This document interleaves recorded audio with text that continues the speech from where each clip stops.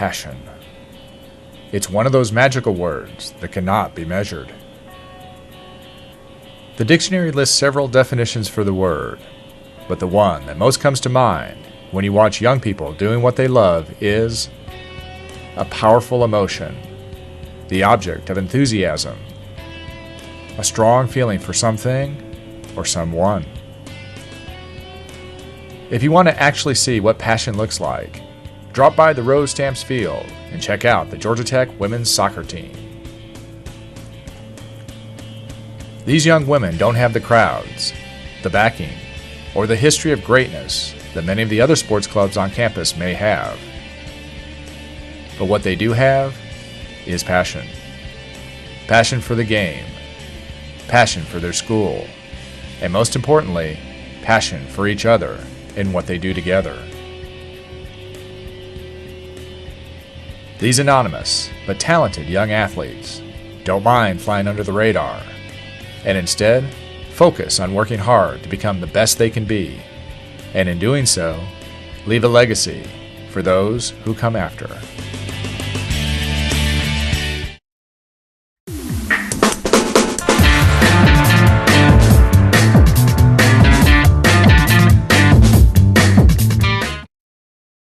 I always like to say that I've been playing soccer basically since I could walk. Generally, when people ask, when did you start? I'm like, oh, yep, since I could walk. I had an older sister. She was 6 years older than me, and she had been playing for a very long time. So pretty much as soon as I was able to stand up and walk, there was a soccer ball at my feet. And I spent many of my early years playing against her, practicing with her in the front of the backyard.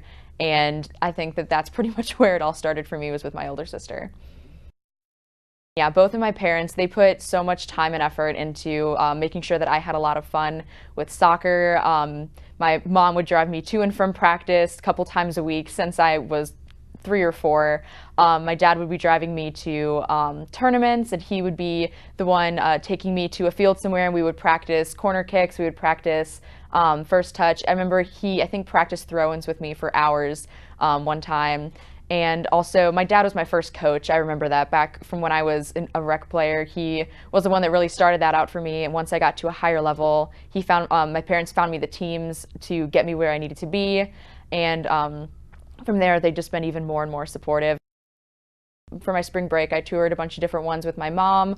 I really loved them all, but it wasn't until I toured Georgia Tech that I really felt at home.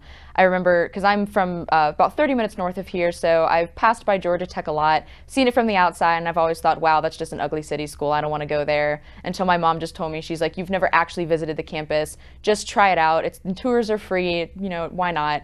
And the two of us went and toured the campus together, and I just completely fell in love with it.